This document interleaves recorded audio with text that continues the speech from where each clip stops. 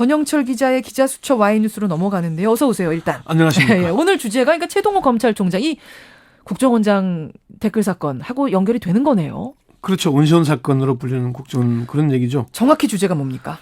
최동욱 검찰총장 왜 외로운 섬이 됐을까 이렇게 주제를 정해봤습니다. 최동호 검찰총장이 외로운 섬이 됐어요?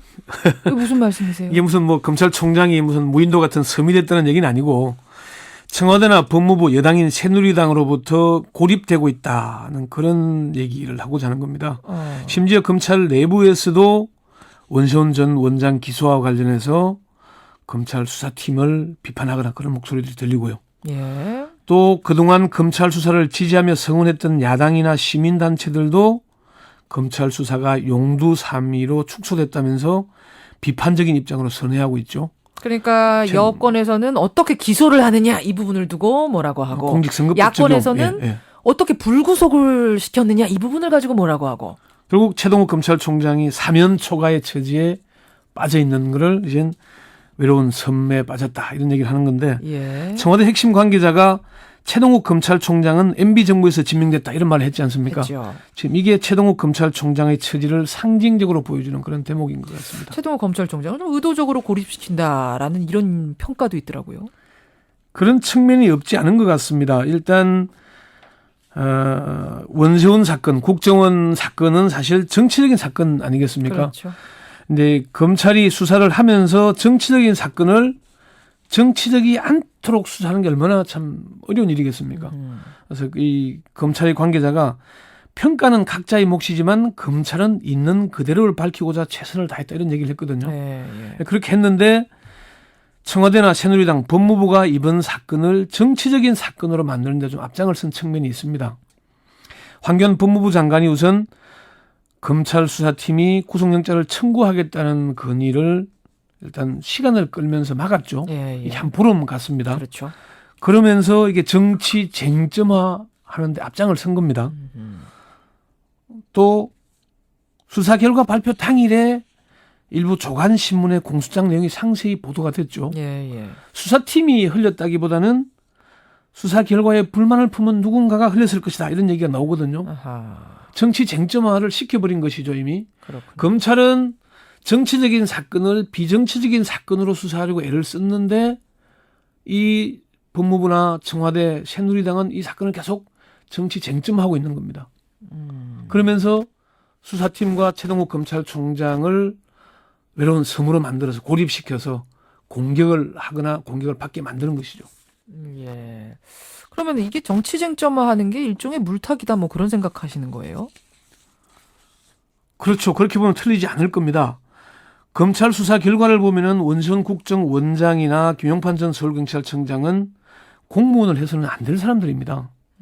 민주주의가 뭔지 법치주의가 뭔지를 망각한 사람들이거든요. 그런데 이 사건을 정치적 쟁점으로 가면은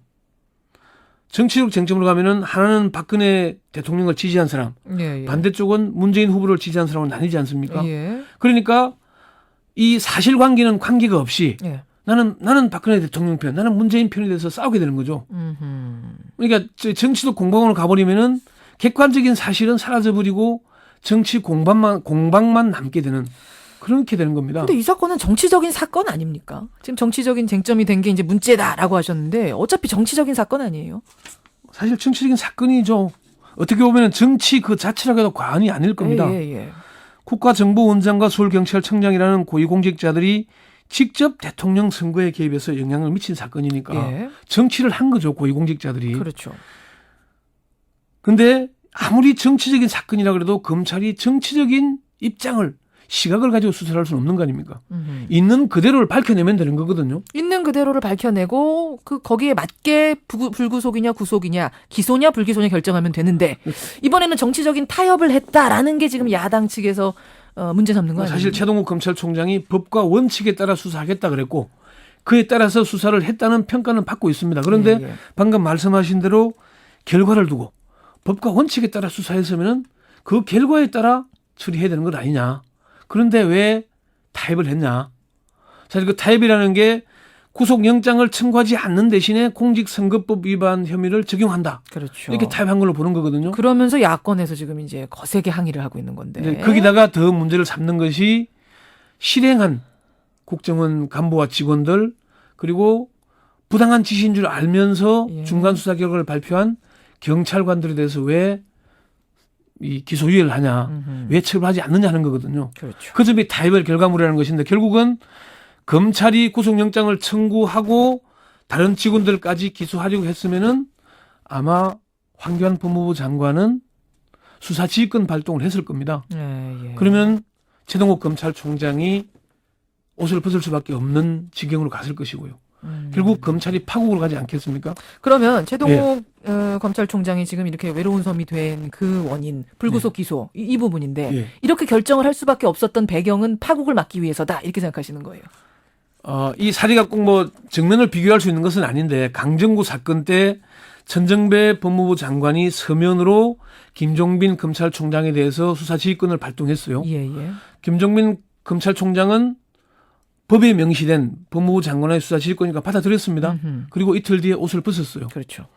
이번 사건도 결국은 황교안 법무부 장관이 수사 지휘권을 발동하면은 최동욱 검찰총장은 옷을 벗을 수밖에 없는 예. 검찰총장의 역할이 사라지는 거 아니겠습니까? 예. 그럴 수밖에 없는 겁니다. 근데 우리가 여기서 한 가지 빠뜨리면 안 되는 게 최동욱 검찰총장이 임명된 게 박근혜 대통령이 원해서 좋아서 한 게 아니라는 겁니다. 아하. 검찰이 망가질 대로 망가진 상태에서 최초로 검찰총장 추천위원회를 통해서 후보자 3명이 추천됐고요. 예. 그중에 1명을 박근혜 대통령이 선택한 겁니다. 예. 아까 조금 전에 말씀드린 대로 청와대 핵심 관계자가 이 최동욱 검찰총장은 이명박 정부에서 지명했다 이런 얘기 했지 않습니까? 그 얘기는 우리가 최동욱 검찰총장을 원해서 한 게 아니다. 이런 얘기를 공개적으로 천명한 겁니다. 사실. 그렇죠. 그러니까 최동욱 검찰총장으로서는 본인으로서는 자리에 연연해야 한다기보다는 또 파국이 일어나면은 검찰은 더 이상 살아날 길이 없지 않겠냐. 그리고 검찰이 망가지면 결국은 나라가 불행하게 된다.